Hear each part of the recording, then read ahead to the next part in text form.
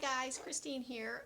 This is just going to be a quick video in between my FlossTube updates, so I'm not going to talk about any stitching updates, but I thought I would just get on here and show a video, just kind of an inspiration finishing video. A couple of people had seen in my last video when I had talked about the kids jewelry box, little inexpensive like $4 or $5 jewelry box that I found at Walmart, and I wanted to do a finishing with it.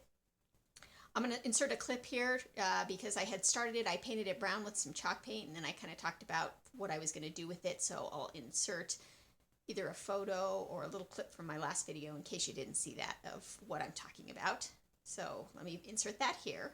I just wanted to say that I was going to film the process, but you know, it's just, I didn't really know what I was going to do with it, and it kind of, I just played with it over, you know, several days, and then I thought, well, I could do it again just to show you how I did it. But I think that just talking about it and kind of showing you what I did, you know, any crafty person can kind of figure out, you know, what I did. But it's basically not, you know, it's just meant to inspire you to do something like it, obviously. If it just makes one person out there, inspires one person to do it, then my job will have been done. So I wanted to put that out there. So I'm going to insert a clip that I filmed yesterday when I wasn't quite completely done with it, and I think I still needed to glue some of the pieces on. So anyway, let me insert that clip there, and then I'll come back on and show you what the finished piece looks like.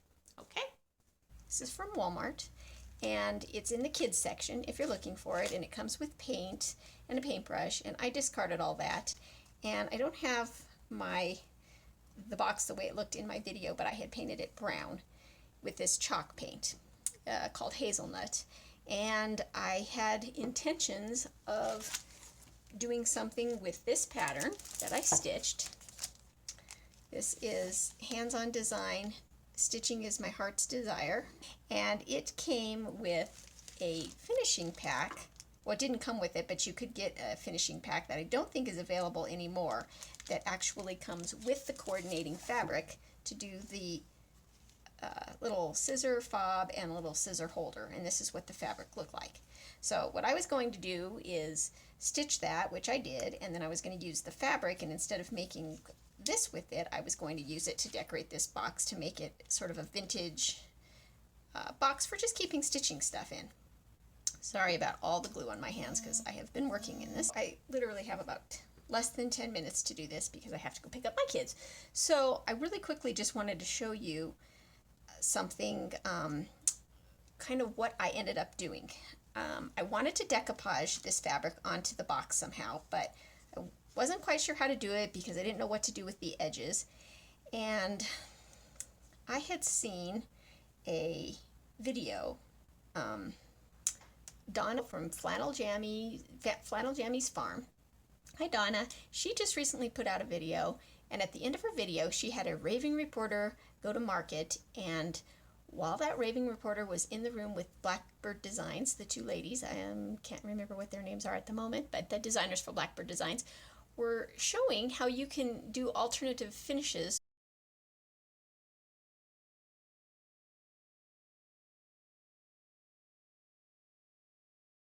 with your cross-stitching pieces by printing them on paper and then maybe framing the printed copy of it. And they recommend using a laser printer. I didn't have a laser printer. I only have an inkjet printer. But I thought, hey, what a great idea. I wonder if it would work with the fabric too. So I made a copy. I think Xerox is an old school term. I made a color copy just on my home printer of this fabric, and I decided to use that to decoupage instead. So where I'm going with that is because I want to show you one idea that I did. So this is the box and how it looks so far. As you can see, that's a color copy of the stitched piece, and I used these. I went and bought at Walmart this variety color of chalk paint just because it came with the wax, and I didn't really want to buy a big thing of wax because I wasn't sure if I was going to use that or the Mod Podge decoupage, which I ended up using decoupage on all of this. But I have never distressed anything before, so originally I painted this box brown. I ended up painting over all that brown with white, And then adding a little bit of pink, as you can see there, some of this pink color here that came with this. And then after I sanded it away, I took just my finger with some of this elephant color, this here, and just sort of went around the edges and kind of darkened it a little bit. So the reason I'm showing you this at this point right now is because I'm going to change it. I decided that as cool as it is, leaving that printed stitch on there, I am going to put the real stitching on there. But I wanted to show you that as an option, this was really cool and easy to do. I just did a color copy of it, used some Mod Podge, decoupage. This here is not fabric. I actually made a color copy of that, and the sides of these boxes, I color copied the fabric there, distressed it, threw some Mod Podge on top of it. I'm still going to go over some of these edges that are peeling up. I'm going to sand those, roughen those up a little bit, make it look really old. I did the inside here, as you can see. It looks like it's been around for years. Inside the drawer. I don't know if this is showing up in the camera, but this is the drawer. I decoupaged it, then I sanded it to make it look like it's really worn and rough. And basically just made it look really old. And it took a few days to do it because I just kind of kept adding it and subtracting from it and everything like that. But I did want to show you that before I glue my stitching on, that an option would be just to use Mod Podge and a print. But I went ahead and did this, finished it up. It's a little bit crooked. That's okay. I'm going to live with it. And I put some pom-pom trim around it. I am going to glue that to the top and do that instead. And on the inside, right here, where there used to be a mirror, I took that off. Oh, and by the way, the ribbon is just thumbtacked onto here. I took that off while I did all this stuff because I'm going to throw the ribbon and thumbtacks back on there. But this is the other thing that I said I wanted to do to stick in here.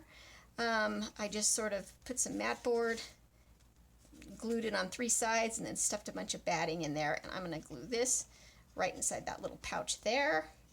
And yeah, I'm going to probably put a little bit of cording maybe around the edge just to make that look a little bit more finished. But I think overall it turned out really cool. So yeah, guys, play with some different ideas with some color copies. I think the reason that you want to use a laser copy is because when you put the decoupage on, I think the color could bleed. I didn't have that problem, but I was real careful not to brush over it too many times. But yeah, I'm really happy with it. I think it turned out really cool and looks really old. So I'll show you a closer up view of it on my next update. But I'm feeling really rushed right now, so gotta go pick up my kids, and I'll talk to you later. Okay, welcome back. I turned my picture frame around because that was kind of distracting back there. I always forget to do that before I film a video. Look at the surroundings around you and see, yeah, my house probably looks kind of messy. Oh yeah. Oh no, I took them down. My son's little hockey, like the under part that he wears. He probably wouldn't have appreciated seeing that back there hanging on his bag. So anyway, okay, so I know there were a couple of things when I watched that video back that I wanted to say, and I don't know if I made it clear or not, but when you saw how I had put the stitched piece over the mat board, that because I don't think I said it in my video, was following Vonna's tutorial on how to do her flat. Is it the not mounted flat fold, just a flat, what does she call it? Just the flat ornament where you wrap it around. But I should have watched her video before I did that because I hadn't watched it in a while, and I forget the little, the ways that she does to make her corners. So my corners ended up being kind of bulky. So I should have watched Vonna's tutorial again as a refresher, but I didn't. You live and learn. So anyway, I want to show you what the final piece actually looks like now. And see what I did there with the crooked piece? I stuck a button on there because, you know, that's what you do. I mean, it's still, yeah, now that I see it in here, still my ribbon still kind of slants down to the side, but that's okay. And just tied the little jute around here. So what would I do differently if I did it again? I think you saw before I put this stitched piece on, that I had already glued the pom-pom trim on before I did that.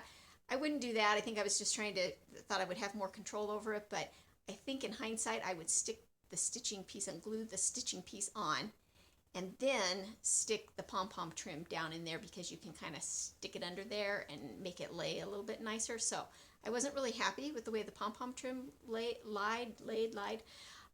So then I took some jute, made some twisted cord, also following Vonna's twisted cord tutorial, which is amazing, guys, because for Christmas I got one of those cording drills, and I had to go watch her video again to see how she used it. So I love that.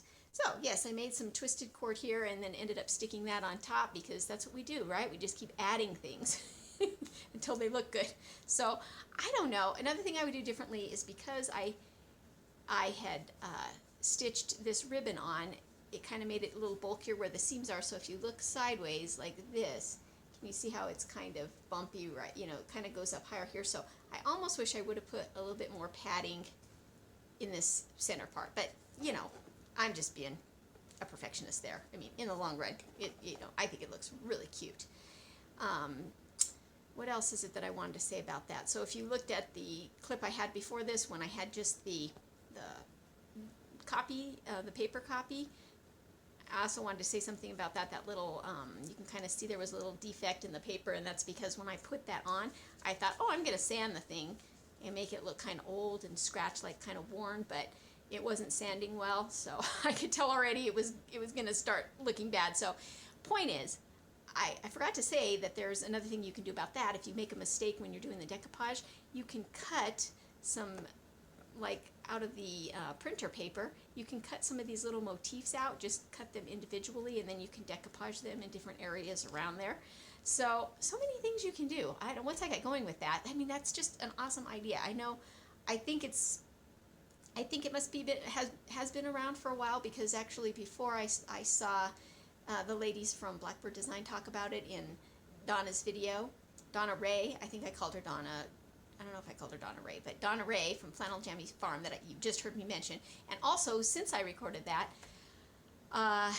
Teresa from Kitten Stitcher also does a little interview at the end of her video that after she got back from market, and talked to the ladies from Blackbird Designs, and they once again talk about their the ways that they just cut out their little printer copies of the patterns, and then you can make the pattern do double or triple duty, whatever you want to do with it.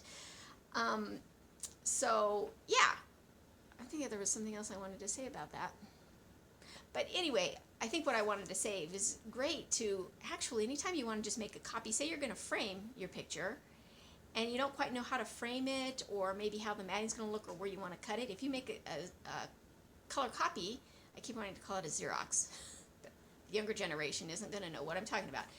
Color copy of your stitch design, then you can cut that all day long and place it, maybe try it in different frames, in different size mats, before you actually commit to cutting down your actual stitched piece. So just making some copies, I think, is a great idea to just play around, because then you can mess up the copy and, do whatever you want with it. That being said, I did mess this up, which is the reason that ribbon is there, because I cut my stitched piece too short.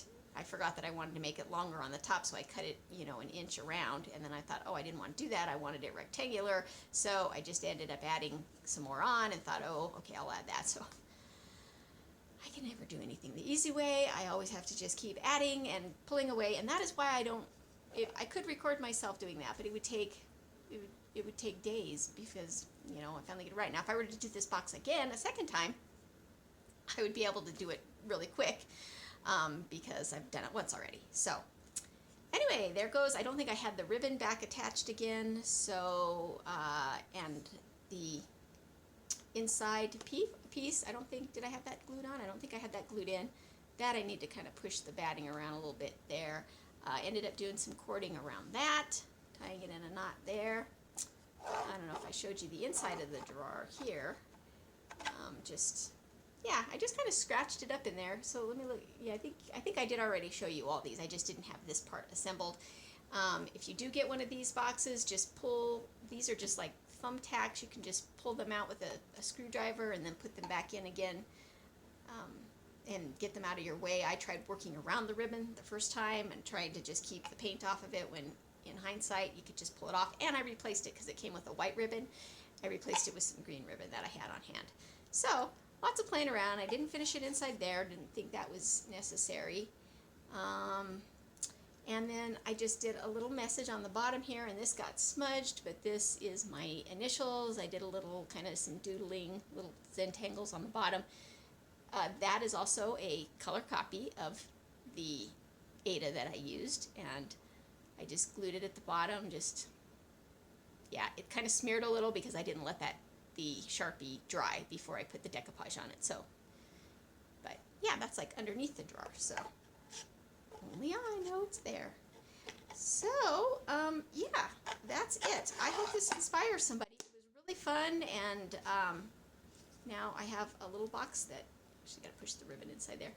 Looks really old and vintage, and you got to watch out because that drawer keeps wanting to fall out. I think I'm actually going to put something right in the back there to prevent this from coming out, so that when it slides open, it won't keep falling on the floor like it does.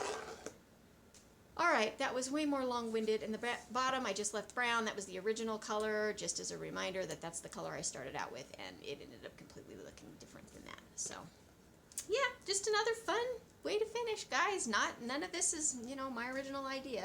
And once again, the design, hands-on design, by Cathy Haberman. So, alright, guys, talk to you later. I'll see you for an update soon. Bye.